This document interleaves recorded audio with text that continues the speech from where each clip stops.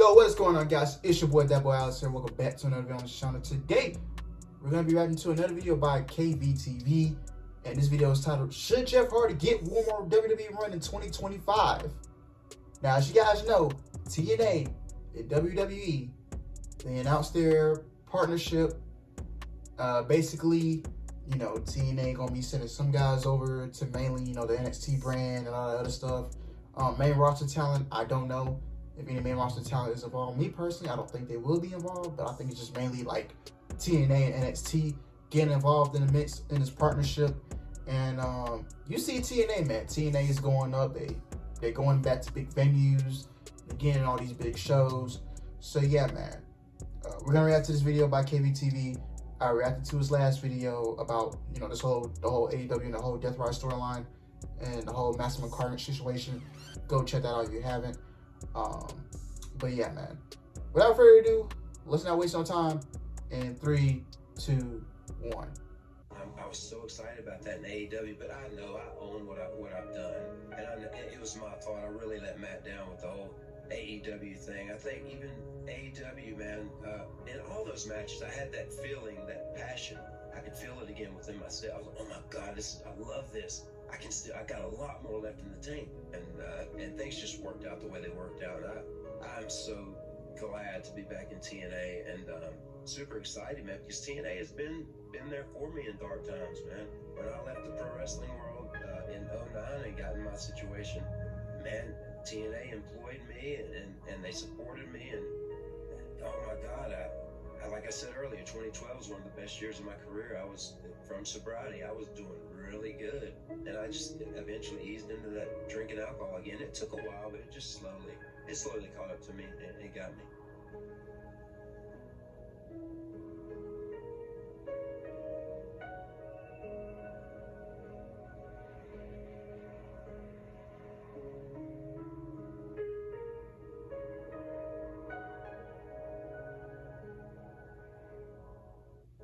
Charismatic enigma, one of the most popular wrestlers of the 2000s, yet somehow, at the same time, a little bit of a what if. Jeff Hardy's marketability, talent, and presence have never been in question, but his reliability, unfortunately, can be. By his own admission, he was recently quoted as saying he could have been bigger than John Cena had he had his life in order. And honestly, I sort of half agree. It's hard to convey to people who weren't there just how popular Jeff Hardy was in 2008 and 2009.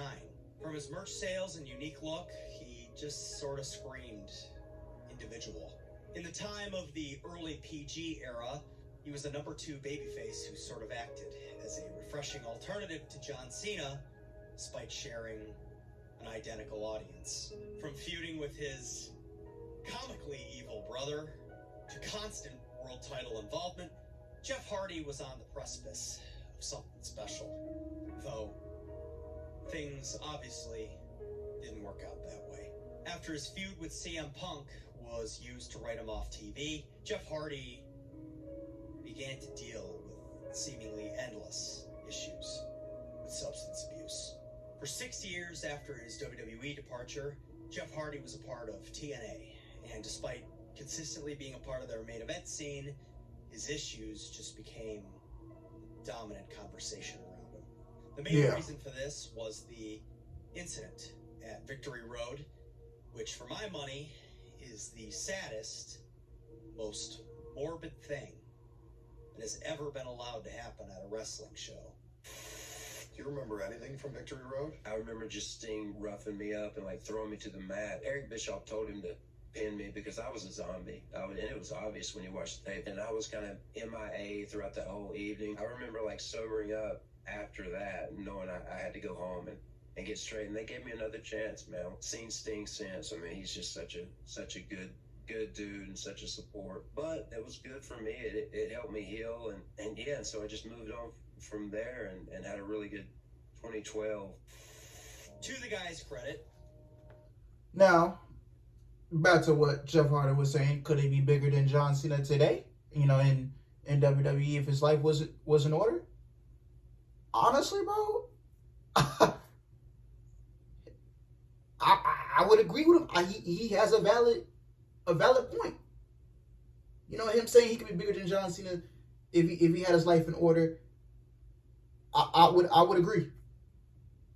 Cause like he said, back in the early PG era, the man was the freaking at the top of the world, bro. Like those 2008 days, you know, up when he won his first WWE title. You know, now I know he didn't have a long reign with it. He lost it at the Royal Rumble, the 2009 Royal Rumble to Edge. Everybody remembers that match when his brother turned on him. So when he won that first WWE title, man, and everybody just wanted to see him, because he was spending that whole 2008, that early PG era, he was spending that whole year chasing after the WWE Championship, and just coming up short against Randy Orton, Triple H, who else was a champion? Edge was the champion at one point, yeah. And like the fans just wanted to see him hold the WWE Championship, and you know they got what they wanted, and then you know he got on some shit, and then you know they ended up taking the title off of him and just came back down crumbling to the mid-card scene, and then he worked his way back up to the main event scene. You know, when CM Punk was a champion, he turned heel. He'll get into that later, but yeah, I think he would have been bigger than John Cena today, and respectfully, like they can go neck and neck with each other. So I'm just saying. For a good chunk of time afterwards, he was on the straight and narrow. He had multiple world title runs, remained popular with the TNA audience. Yep. And he was part of his brother Matt's exploration of the Broken Universe in 2016. The rest of his time in TNA was largely a success, and he and Matt eventually came back to WWE in 2017. Then the issues started again. Again, on air, he was just as successful as ever. He had great feuds, matches, a few tag title runs, with him and Matt being highlights in an otherwise dire period for WWE. But he got arrested in 2018 and eventually left WWE under extremely bizarre circumstances in late 2021. It was alleged that he was in rough shape after he walked out during a house show match, but he denied it at the time. Either way, he left and signed with AEW in early 2022. Before he could even do much, he ran into legal issues again. The Florida Highway Patrol arrested 44-year-old Jeff Hardy Monday morning in Volusia County for driving under the influence in violation of a driver's license restriction and driving while license suspended. Really did seem like it was over. How many chances does somebody get? AEW had just signed him and his brother to multi-year contracts, and what happened happened. He remained under contract for a number of years afterwards, but understandably, AEW didn't utilize him much. I was so excited about that in AEW, but I know I own what I've done, and it was my fault. I really let Matt down with the whole AEW thing. And I mean, listening to him now, he does present a lot of self-awareness, and I don't mean to dunk on him in this video, but it unfortunately seems like this late in his career, there's a perception and a stigma that's attached to him. But after all, it's the wrestling business, and the Hardy name is big money. Jeff and Matt are in TNA again right now, and they're the World Tag Team Champions. What? Wow. Would you look at that? Yeah. WWE and TNA have formalized their partnership in cold, hard ink. TNA main eventers have been spotlighted on WWE programming. Now, as of TNA Genesis this past Sunday, WWE might be beginning to send some of their main event performers there. Imagine an AJ Styles run, or John Cena's retirement tour taking him to the Impact Zone, or one more WWE run for Jeff Hardy. Our feud, man, still, I get so many compliments on that, man. With people that are adults now, you know, say, oh, man, that's you and Punk, the feud was amazing. So even in AEW, I felt like there was a moment for me and Punk, like at least just some kind of face-off or uncomfortable, like us running into each other in backstage or something, but we never got to do that. But man, ultimately, I would love to revisit that feud in some way. And who knows, man, if CM Punk is such a superpower in the pro wrestling game. But man, if Jeff Hardy getting sober made him like an asshole, I mean, come on, heel Jeff Hardy against the one and only popular CM Punk. I mean, I feel like that's completely possible. And I think Jeff is onto something with that. As he alluded to, Jeff's last feud in the WWE was with CM Punk. It was a feud where Punk's straight-edge ideology positioned him as a judgmental heel who essentially bullied Jeff out of the entire company. And again, it's really hard to explain to people just how nuclear that feud was to an entire generation. Maybe it was Punk's effortless transition into a heel. Maybe it was the sympathy Jeff garnered for his real-life issues. Or maybe it was just a hell of a story. And imagine if they ran it back. And I agree with Jeff spitballing. I think the roles have to be reversed this time. Imagine there's a period of crossover where Matt and Jeff cross-pollinate a little bit on WWE programming as the TNA Tag Champions. Maybe a Rumble appearance, cameos on Raw every once in a while. Keep the Hardys on the mind of the WWE fan base. And each time, Jeff's segments should be within the immediate proximity of CM Punk's. Maybe a brief on-air tense stare-down in the hallway. Maybe Punk enters after a Hardy match and they see each other on the ramp. Little things like that. Have this spill into TNA programming, too. Jeff and Matt maybe get a little less cohesive. They lose and regain the titles a couple of times. Slowly imply that Jeff Hardy's mind is elsewhere. And then say they formalize some kind of a permanent transition to WWE programming as a team. The mood is high, it's the Hardys, the triumphant return, and then boom.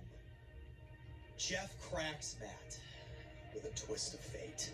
Jeff beats the hell out of him. Brother over the back with a steel chair until it breaks apart.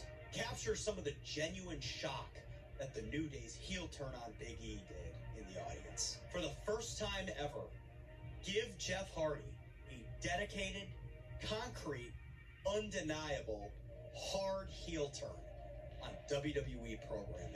That same night, have CM Punk close the show in a match. Whatever he's up to. Maybe Seth Rollins is whining.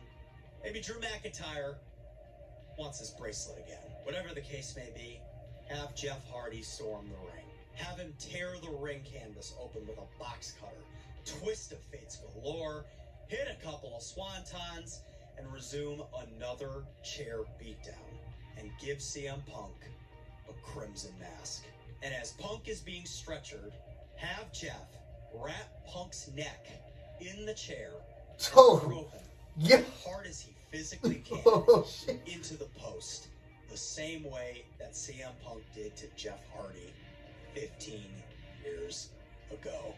And then honestly, resurrect the Antichrist gimmick. If Jeff Hardy is going to get another run, you can't ignore the discomfort around it. The perception, you just have I ain't even gonna lie, he's cooking.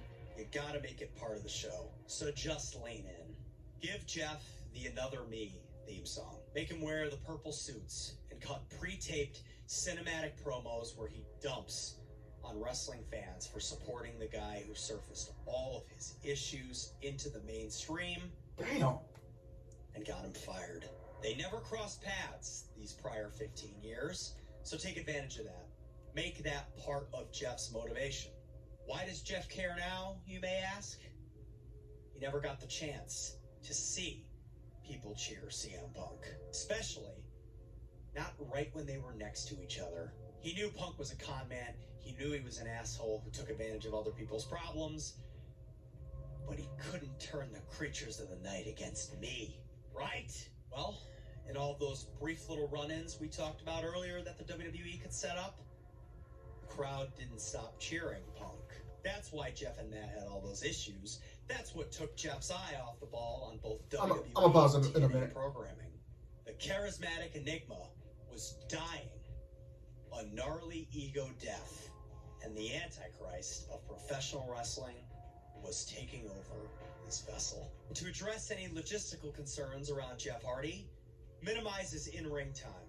He should manage some kind of tag team that could be his enforcers. Maybe you could pair him with the Final Testament.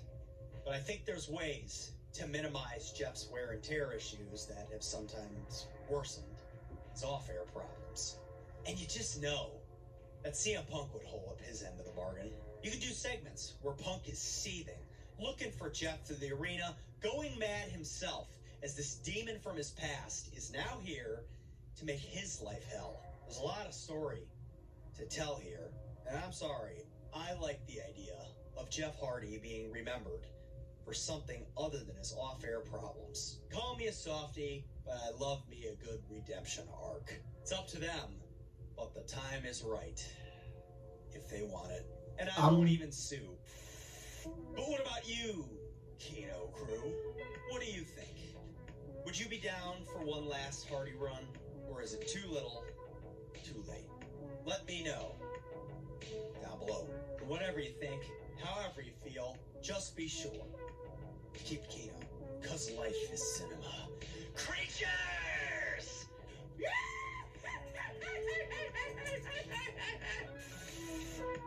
Wow. Honestly, bro. Honestly, what he mentioned at the end, bro. Oh, no, I'm not even gonna lie. I would be down to see that because I didn't know where he was going with this. I'm like, what? You gonna have a man turn on Matt and do what? I didn't know where he was going with this until the end of the video. I'm like, okay, because if you guys remember that CM Punk and Jeff Hardy feud from 2009, hey, that was good. I enjoyed it. Go back and watch it if you haven't. But for them to come back and revisit this, what, 15 years later? 15, 16 years later. For them to come back and revisit this. But this time, Jeff as a heel and Punk as a face, hey, I'm cool. I'm cool with that. That could honestly make a lot of money. That could honestly, that can get the wrestling gods talking crazy. If they do that. And they're on Netflix too, so they can get a little bit edgy on there. You feel what I'm saying? So yeah, and Hardy can, and you know, Hardy can blame Punk for the reason. Hey, you know, you got me fired. You did all this to me. Now I'm here. Yeah, payback's a bitch. 15, 16 years later. And you gotta remember too, they never crossed paths in AEW, so you gotta remember that too, man. But am I down to see him get one more run in WWE? Honestly, I think he will. I think he will get one more run in WWE. I think he will. He's gonna be inducted into the Hall of Fame one day. Later in life, him and his brother Matt, they're gonna go into the Hall of Fame one day. You know,